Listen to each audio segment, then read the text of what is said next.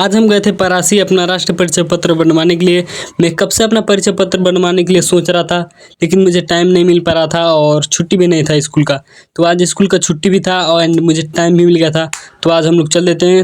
तो सुबह सुबह हम लोग खेत में गए थे एंड वहाँ से आने के बाद हम लोग रेडी होकर परासी को निकल देते हैं। और हमें नहीं पता था कि रास्ता इतना ख़राब होगा, और वैसे ही हमें लेट हो गया था और रास्ता भी इतना ख़राब था, तो हमें काफ़ी ज़्यादा मुश्किल भी हो गई और हम लोग थोड़ा परेशान भी हो गए थे। और हमारे गाँव पालिका में छुट्टी है, लेकिन ये पता नहीं कहाँ के स्टूडेंट है जो पढ़ने जा रहे थे।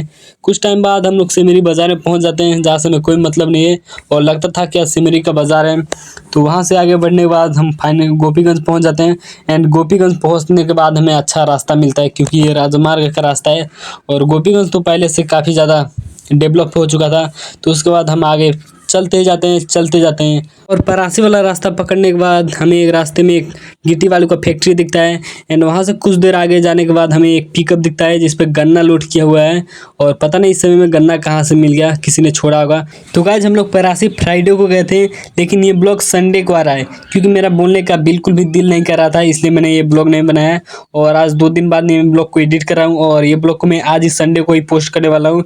और परासी के 1-2 गाँव पाछे मेरा गाँव एक पड़ता है, और जहाँ पे मैं 7-8 साल पहले रहा करता था एंड हम लोग वहाँ पर तकरीबन 3 साल रहे थे।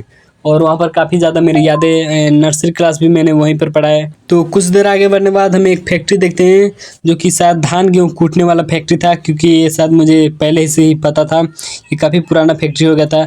और आगे बढ़ने के बाद हम एक स्कूल देखते हैं जिसका नाम था बालपुरी आधारभूत विद्यालय। अब इसका नाम बालपुरी आधारभूत विद्यालय पता नहीं किसने रख दिया। तो और आगे आने के बाद हम एक और फैक्ट्री देखते हैं, और ये फैक्ट्री सूजी फैक्ट्री था, क्योंकि मुझे यहाँ पर आते समय एक दोस्त ने बताया था। और उसके बाद हम आगे बढ़ते ही जाते हैं एंड फाइनली मनरी पहुंच जाते हैं। एंड ये जो खेत आप देख रहे हैं, ये हम 7-8 साल पहले लगाया कर देते हैं। और ये जो चिमनी दिख रहा है, मैं यहाँ पर भी बहुत ही बार गया हूँ, क्योंकि यहाँ पर हम जब भी खेत में आते थे तो यहाँ पर चिमनी में हम दोनों भाई घूमने के लिए जाते थे। एंड इसके बाद मेरा गाँव पड़ने वाला है जहाँ पर मैं पहले रहा करता था। तो ये है मेरा गाँव पटखौली, एंड यही है वो पुराना स्कूल है जहाँ पर मैंने नर्सरी क्लास पढ़ा है। लेकिन अब ये स्कूल नहीं रहा, ये घर बन चुका है, क्योंकि ये किसी का घर था और उसी ने यहाँ पर स्कूल बनाया था, तो उसने वापस से अपना घर ले लिया है। और आगे आने के बाद हम फाइनली आ जाते हैं पटखौली बाज़ार में। और आज शुक्रवार होने की वजह से शायद आज बाज़ार भी था। तो उसके बाद हम यहाँ पर आते हैं पटखौली पुल पे, तो पुल पार करके हम लोग स्कूल आते थे, क्योंकि पुल के पार हमारा गाँव था। तो कुछ देर के सफ़र के बाद हम फाइनली परासी पहुँच जाते हैं एंड हम परासी पहुँच तो जाते हैं, लेकिन हमें कुछ पता नहीं था कि हमें कहाँ पर जाना है। राष्ट्रीय परिचय पत्र बनाने वाला कार्यालय कहाँ पर है और हमें किधर जाना है। तो उसके बाद मैं जाता हूँ एक खाका अस्पताल में पूछने के लिए एंड वहाँ पर रास्ता बताते हैं और हम खोजते खोजते वहाँ पहुँच जाते हैं। और वहाँ पर पहुँचने के बाद देखते हैं कि ऑनलाइन फार्म भरना पड़ेगा हमें, एंड वहाँ पर ऑनलाइन फार्म भरने वाले बहुत ही ज़्यादा लोग हैं। तो हम उसी एक शॉप पे चले जाते हैं एंड वहाँ पर अपना ऑनलाइन फार्म भराते हैं, वो कुछ फॉर्मेलिटीज़ करते हैं एंड उसके बाद हम पेपर लेके चले जाते हैं। और वहाँ पर जाके हम लोग 2-3 घंटे वेट करते हैं। उसके बाद हमारा नंबर आता है, फिर हमारा राष्ट्रीय परिचय पत्र बन के भी रेडी हो जाता है। उसके लेकर हम बाहर आते हैं एंड बाहर आने के बाद हम लोग लेमिनेशन के लिए उसे देते हैं, क्योंकि वो लेमिनेशन का पैसा उस शॉप वाले ने पहले ही काट लिया था। वहाँ पर जो शॉप वाले बैठे हैं वो बहुत ही ज़्यादा चालाक होते हैं, फार्म के साथ साथ आपके लेमिनेशन का भी पैसा काट लेते हैं। ये एक पैसा कमाने का आइडिया है। तो हम लोगों ने लेमिनेशन कराया और उसके बाद हम लोगों ने सोचा क्यों ना उज्जैनी घूमा जाए, क्योंकि हमारे सारे दोस्त उज्जैनी स्तूपा घूम चुके थे और हम बाकी थे। तो हम लोगों ने क्या किया, लोकेशन निकाला मैंने अपने मोबाइल में एंड लोकेशन देखते देखते हम आगे बढ़ने लगे। और कुछ देर आगे बढ़ने के बाद बारिश भी होने लगा और हम लोग थोड़ा सा बारिश में भीग भी गए। और बारिश में भीगने के बाद हम लोग फाइनली स्तूपा पर पहुंच ही गए। एंड यहाँ पर पहुंचने के बाद हम लोगों ने सबसे पहले अपने बाइक को पार्क किया और उसके बाद हम लोगों ने स्तूपा के अंदर एंटर कर दिया। एंड आप लोगों ने जो सुना ना, एक्सपेक्टेशन वर्सेस रियलिटी, वही हमारे साथ भी हुआ। हम लोगों ने कुछ और सोचा था एंड वहाँ पर जाने के बाद कुछ और हुआ। जैसे ही हम वहाँ पर अंदर जाते हैं, हमें फोटोग्राफर मिल जाते हैं, पूछने की फ़ोटो खींचेगा। तो हम लोग बोलते हैं कि थोड़ा घूम लेते हैं, उसके बाद हम लोग फ़ोटो वगैरह खिंचाएंगे। तो हम लोग यहाँ पर थोड़ा बहुत घूमते हैं एंड यहाँ का खास बात यही था कि एक पीपल का पेड़ था एंड वहाँ पर कुछ पूजा वगैरह होता था। एंड यहाँ पर एक महिला बैठी थी जो कि ध्यान में थी एंड ये शायद ब्रिटिश लग रही थी, लेकिन ब्रिटिश नहीं थी। और यहाँ पर आज कुछ कार्यक्रम वगैरह भी होने वाला था, इसलिए पाल वगैरह बिछा रहे थे। और यहाँ पर एक से आले आले कैमरा लेकर फोटोग्राफर बैठे थे, ये बड़ा बड़ा कैमरा लेकर फोटोग्राफर बैठे थे। और उसके बाद हम उसका दूसरे राउंड में आ जाते हैं। और बारिश आने की वजह से धूप तो चला गया था, लेकिन गर्मी बहुत ही हद से ज़्यादा हो रहा था गर्मी। तो गाइस जब भी हम आए थे यहाँ पर स्तूपा घूमने के लिए, लेकिन हमने जैसा सोचा था वैसा नहीं है। हम लोग सोचते थे यहाँ पर भीड़ इतना ज़्यादा क्यों लगता है, और आज पता चला कि यहाँ पर भीड़ इतना ज़्यादा क्यों लगता है। यहाँ पर ज़्यादातर कपल्स ही आते हैं गाइज, कि अकेले लोग का यहाँ पर काम नहीं है।